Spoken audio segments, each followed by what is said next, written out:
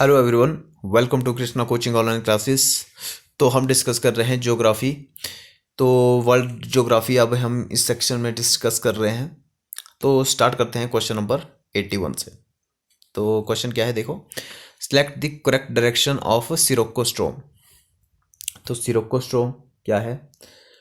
सिरोक्को जो है एक गर्म हवा है, जैसे इंडिया में चलती है लू।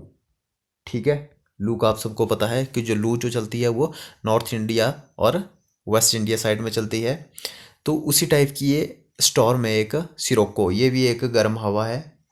ठीक है, जो कहाँ पे चलती है? तो इसका फर्स्ट फर्स्ट ऑप्शन है सहारा टू मेडिटेरियन सी। ठीक है, सहारा जो रेगिस्तान है, सहारा जो डिज़र्ट है, वहाँ से ये मेडिटेरियन सी की तरफ चलती है। और ये एक गर्म हवा है, जैसे इंडिया में लू है उस टाइप की। तो ये चलती है Sahara to Mediterranean sea. Okay, तो याद रखना है, क्वेश्चन पूछा जाता है।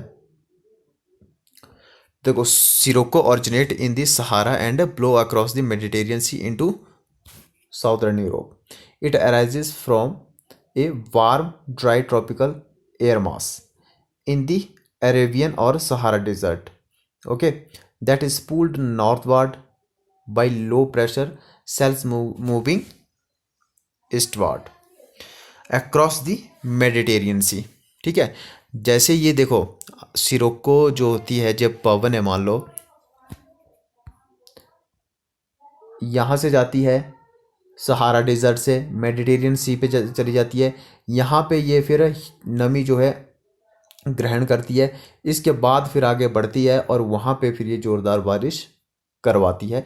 एक बार मैप में देखो, सहारा डिज़र्ट से चली मेडिटेरियन सी पे इसने जो ह्यूमिडिटी थी, जो आर्द्रता थी, वो ग्रहण की। उसके बाद फिर ये आगे बढ़ती है और इसी जो पवन है, जो जिसको सिरोको बोला जाता है, इसी की वजह से फिर आगे जो है वो बारिश होती है। पहले तो ये बिल्कुल शुष्क होती है, मतलब ड्राई होती है। नेक्स्ट क्वेश्चन है, which among the following is abiotic factor. तो इनमें से कौन सा जो है एबियोटिक फैक्टर है?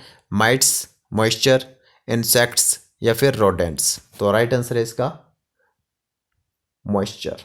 मॉइस्चर जो है एबियोटिक फैक्टर है। तो देखो इसके बारे में, abiotic factor are those non living chemical, ठीक है, and physical part of environment that effect living organism and the function of ecosystem. Okay, abiotic factor में बी क्लासिफाइड बाय स्वेट्स। तो ये आपने ये चीज़ याद रखनी है कि स्वेट्स जो है वो एबियोटिक फैक्टर है। क्या क्या मतलब होता है इसका? Soil, water, air, temperature and sunlight. ठीक है, तो ये मीनिंग होता है स्वेट्स का। तो ये आपने याद रखना है, एबियोटिक फैक्टर कौन कौन से होते हैं एनवायरनमेंट में। आगे बढ़ते हैं। देखो, lake formed by Aswan dam in Africa. Aswan dam बना हुआ है, नाइल रिवर जो लॉन्गेस्ट रिवर है उस पे बना हुआ है आशवान डैम। कहाँ पे? इजिप्ट में। ठीक है, और उस डैम से जो लेक बनी हुई है वो कौन सी है? वो है लेक नासर। ऑप्शन नंबर थर्ड इसका राइट आंसर है। विक्टोरिया लेक आपको पता है कि ये यहाँ से नाइल रिवर निकलती है, जो कि लॉन्गेस्ट रिवर है। टंगानिका लेक जो है वो वर्ल्ड की सेकंड लार्जेस्ट डीपेस्ट लेक है, टंगानिका, जो कि तंजानिया में है। ओके, और चाड जो है वो भी एक अफ्रीकन लेक है। Lake Nasser was created by the construction of the Aswan High Dam in southern Egypt across the waters of Nile between 58 and 1971. The largest man-made lake in the world. कौन सी? Nasser lake. Lake Nasser has a major role Egypt fishing industry. ठीक है, तो ये जो है एक largest जो मैन मेड लेक है वो है नासर लेक। ठीक है, तो आगे बढ़ते हैं नेक्स्ट क्वेश्चन पे। The temperate grassland of North America are known as. तो ग्रासलैंड के बारे में भी हमने डिस्कस कर चुके हैं। तो नॉर्थ अमेरिका की ग्रासलैंड कौन सी है, आप बताओ? पंपास साउथ अमेरिका की है, डाउन्स जो है वो ऑस्ट्रेलिया की है, स्टेपीज जो है वो यूरोप और सेंट्रल एशिया की है। प्रेरी इसका राइट आंसर है ऑप्शन नंबर 4। ठीक है, तो temperate grassland are known as prairie in North America. Pampas जो है वो साउथ अमेरिका में है। बेल्ट जो है वो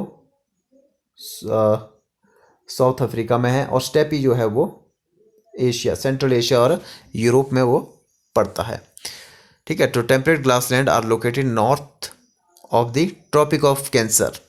ठीक है, 23 डिग्री मतलब, और and south of tropic of Capricorn. ये आपको लाइन पता ही है, ये मान लो हमारी अर्थ है, यहाँ बीच से जो काटती है लाइन उसको बोलते हैं equator.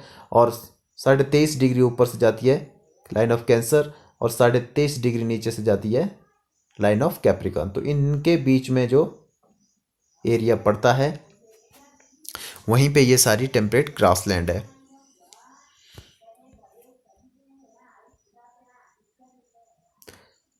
Next question, the Panama canal is different from the Suez canal as it has. तो देखो, पनामा कैनल आपको पता है कहाँ पे है, north America and south America के बीच में है, जो कि Pacific ocean and Atlantic ocean को कनेक्ट करती है। और सुएज कैनल कहाँ पे है, ये मेडिटेरियन सी एंड रेड सी के बीच में है। ठीक है, तो इतना आपको पता लग गया। यहाँ पे मेन जो है वो पनामा कैनल जो है वहाँ पे लॉक सिस्टम बना हुआ है, जबकि सुएज कैनल जो है वो ओपन कैनल है। तो ये मेजर डिफरेंस है इन दोनों के बीच में। The major difference between the Panama and Suez canal are that the latter has no lock system. ठीक है, ship can sail right through. The Panama canal has locks which raise the ship to cross the Athuzum and then lower it on the other side। ठीक है, तो ये इसका major reason है। Next question है, Llanos has the grassland. तो Llanos भी एक ग्रासलैंड है, ये याद रखना है कहाँ पे, गुआना हाईलैंड्स, ब्राजीलियन या फिर अर्जेंटीना या फिर चिली। तो इसका राइट आंसर क्या है, इसका राइट आंसर है option number 4 chilli.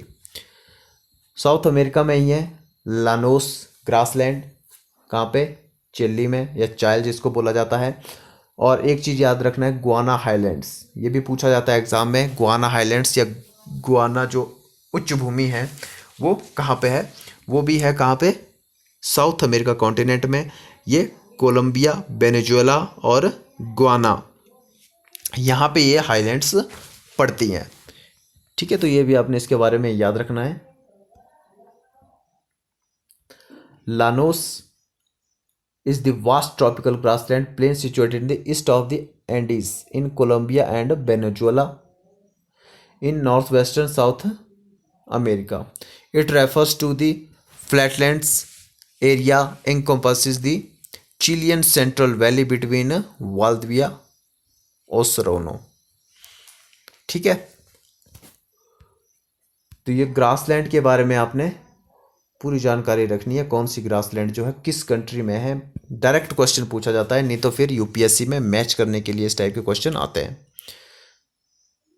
Next question है, about how much of the world's land area is tropical rain forest.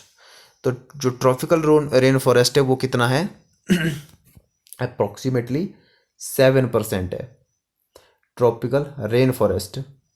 देखो, ये अर्थ है,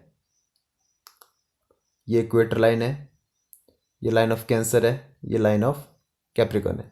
इनके बीच में जो फॉरेस्ट आएगा उसको बोलेंगे tropical rain forest. Okay, map में देख सकते हो कौन कौन सी कंट्रीज जो है वो इस एरिया में आती है। और आपको ये भी पता है जो मैक्सिमम बायोडाइवर्सिटी होती है वो इसी एरिया में होती है। Tropical rainforests cover only about 7% of the Earth's surface. They are located in a band around the equator, mostly in the area between the Tropic of Cancer, 23.5 degree north latitude, और इतना ही जो है वो south में है। They are home of approximately 50% of living things on the earth। ठीक है, तो जो ये वाला एरिया होता है, ये यहाँ पे सबसे ज़्यादा बायोडाइवर्सिटी होती है और सब कुछ जो है, जो लिविंग थिंग्स है या जो मैक्सिमम पॉपुलेशन है वो इसी एरिया में आपको देखने को मिलेगी। नेक्स्ट क्वेश्चन पे चलते हैं। Which one of the following is the world's largest desert? Arabian, Kalahari, Sahara, Thar. तो आप सबको पता है सहारा डिज़र्ट जो है वो सबसे बड़ा डिज़र्ट है जो कि अफ्रीका कॉन्टिनेंट में है, और थार डिज़र्ट जो है वो कहाँ पे है? इंडिया में है। और कालाहारी जो डिज़र्ट है वो कहाँ पे है? वो साउथ अफ्रीका में है, बोत्सवाना, साउथ अफ्रीका। ठीक है, ये 2-3 कंट्री है जहाँ पे ये कालाहारी डिज़र्ट है। ठीक है, साउथ अफ्रीका है, बोत्सवाना, नामीबिया। तो देखो, the Sahara desert is the largest subtropical hot desert and third largest desert after Antarctica and the Arctic at over, ये इसका एरिया दिया हुआ है। ठीक है, it covers most of North Africa, making it almost has a large of China and US. In term of area, the Arabian and the Kalahari Desert come the second and third place among subtropical desert. Location आपको खाली इनकी पता होनी चाहिए कि कौन सा desert जो है कौन सी कंट्रीज में सिचुएटेड है। नेक्स्ट है, विच one of the following continents lies in north south east west hemisphere on the earth? देखो, कौन सा कॉन्टिनेंट है जो नॉर्थ में भी, साउदर्न और ईस्टर्न वेस्टर्न चारों हेमिस्फीयर में पड़ता है? देखो, अर्थ हो गई, ये इक्वेटर है, और ये ऊपर वाला एरिया है ये है नॉर्दर्न हेमिस्फीयर, और जो नीचे वाला एरिया है वो है साउदर्न हेमिस्फीयर, ये बोला जाता है इसको। ठीक है, ये बात आपने याद रख ली। और जो टाइम लाइन है जो ग्रीनविच से होके जाती है, ठीक है, पूरी ऐसे ऐसे जो जाती है आगे को, और इस वाला जो एरिया हो गया वो हो गया वेस्टर्न हेमिस्फीयर, और ये वाला जो एरिया हो गया वो हो गया ईस्टर्न हेमिस्फीयर। ठीक है, तो इतनी बात आपने समझ ली।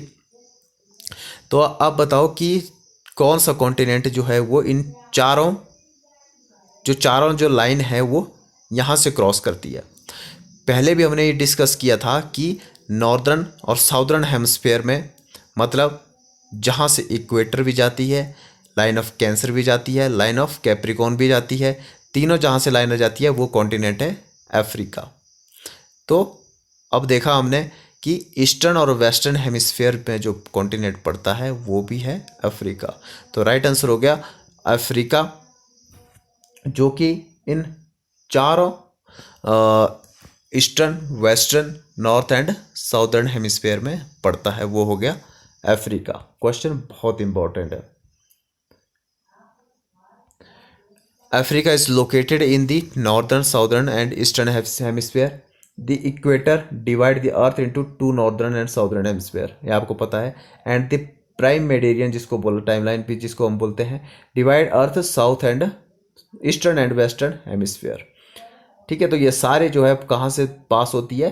अफ्रीका कॉन्टिनेंट से। नेक्स्ट क्वेश्चन है, Sahara is located in which part of Africa? तो सहारा जो है कौन से पार्ट में अफ्रीका में पड़ता है? ईस्टर्न, वेस्टर्न, नॉर्दर्न या फिर south?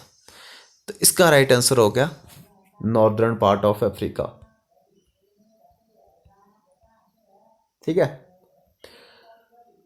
The Sahara covers most of North Africa and extend over कौन सी कंट्रीज हैं? अल्जीरिया, चाड, इजिप्ट, लीबिया, माली, मोरिटानिया, मोरक्को, नाइजर। ठीक है, वेस्टर्न सहारा, सूडान, ट्यूनीशिया, ये सारी कंट्रीज जो हैं सहारा डिजर्ट में पड़ती हैं। It covers about 1/4 of the African continent. ठीक है, तो इतने एरिया में जो है वो ये सहारा डिजर्ट पड़ता है पूरे के पूरे अफ्रीका कॉन्टिनेंट में। ठीक है, पूरे नॉर्थ पार्ट में तो पूरा का पूरा जो है वो सहारा डिजर्ट फैला हुआ है। तो चलिए नेक्स्ट वीडियो में यहाँ से आगे देखते हैं।